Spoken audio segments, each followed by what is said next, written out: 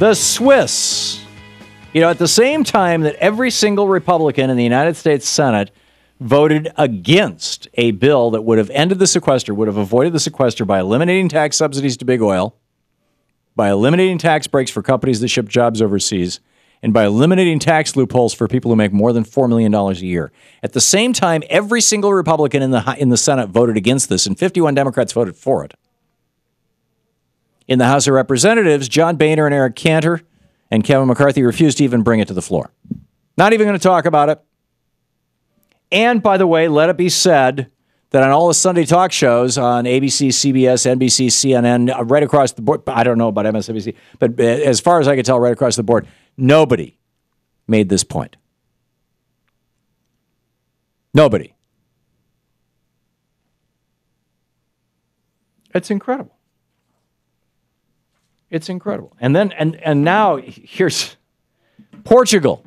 You know, as I started out, Switzerland has said, 68% of the Swiss voters said, no more fat cats.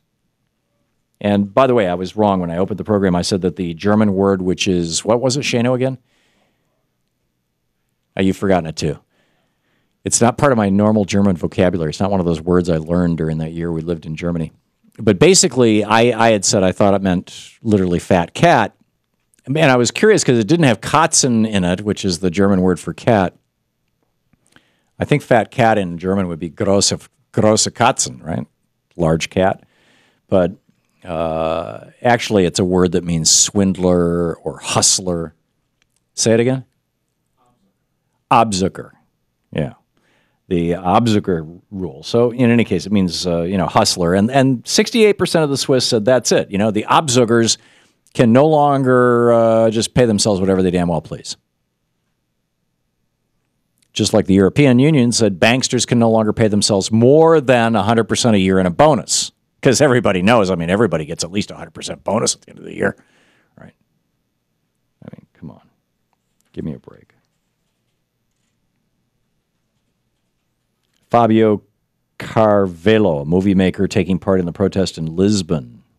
Lisbon? Lisbon's in Portugal, the capital of Portugal. 40 cities across Portugal this weekend, on Saturday, filled with people denouncing austerity, saying enough. This idea, you know, what the Republicans want to do to the United States, what the conservatives are already doing to Spain, Italy, Portugal, Greece, the weaker countries that don't have their own currencies and therefore cannot, control their own destiny. We don't want this happening here in Portugal. They were carrying banners that said, "Screw the Troika. Austerity kills." So Fabio Carvalho, this movie maker taking part in the protest in Lisbon, told Reuters, "This government has left the people on bread and water, selling off state assets for peanuts to pay back debts that were contracted by corrupt politicians to benefit bankers." You get what's going on? This is the cancer stage of capitalism. I've been talking about the cancer stage of capitalism. It's the title of one of the chapters in one of my books. I forget which one. I think it's probably Cracking the Code. It might be Screwed. No, actually, it's probably Screwed. My book's Screwed. There's a chapter titled The Cancer Stage of Capitalism. And as I recall, I mean, I wrote it. Sometimes editors take things out, and I remember it in the book, and it's not there when I go to look. But in any case, this is what happens. This is what Karl Marx diagnosed in Das Kapital. Now, I can't give you that chapter and verse. I studied it when I was a teenager, and that was a long, long time ago. But here's the essence of it. In an economy that is controlled by, in a laissez-faire capitalist economy where capitalists control the economy and capitalists, by and large, control the referees of the game of the economy, in other words, the government,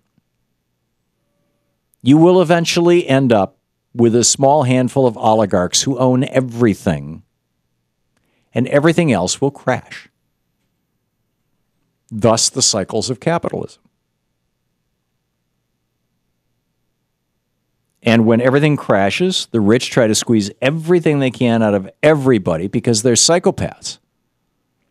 Not all rich people are psychopaths, obviously, but these banksters who are pushing austerity, this is insane. The only net positive that comes out of this is to inflate their bank accounts and their political power. And they get their shills on TV and on radio, and they get them in the Congress, and they get they take over the Republican Party, and now you got the situation where Republican politicians, they're not listening to their constituents. They don't give a damn about their constituents.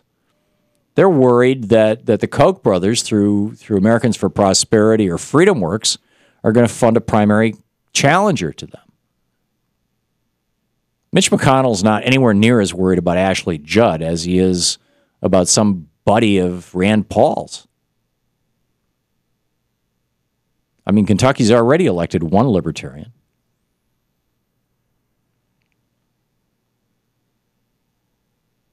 This is the problem. This is what we are looking at. You know, cancer is when a couple of cells rise up and say, we're going to take all the food. We're going to take all the energy. And the rest of the body just withers and gets smaller and smaller and smaller until it finally dies. That's how people die of cancer, is the cancer consumes all the life force of the body. Because cancer cells grow really fast and they live forever.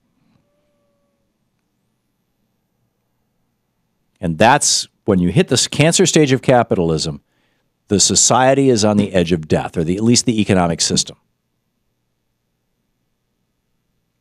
And it seems, if you look at these 80-year cycles that I was talking about, it seems that we just have to go through the damn crash, get it over with, learn our lesson. And, you know, you would think it would be bad enough right now that Americans would be learning their lesson. But this time, the capitalists are doing something, the oligarchs are doing something that they didn't do 80 years ago, and they didn't do 160 years ago, and they didn't do 220 years ago. They are funding public opinion. They are running these think tanks so that people like writers for the Associated Press, this Stephen Olemacher, are writing op-eds for the Associated Press talking about, oh, the poor rich, they're paying higher taxes than ever before. Well, they're making more money than ever before. And everybody else is wiped out. This is the cancer stage of capitalism. We are here. Oh, well, you know, it could never get that bad. Yeah, they're not going to shut down government again. You just wait 3 weeks. I predict 3 weeks from now, the topic of this show will be the shutdown of government that's coming.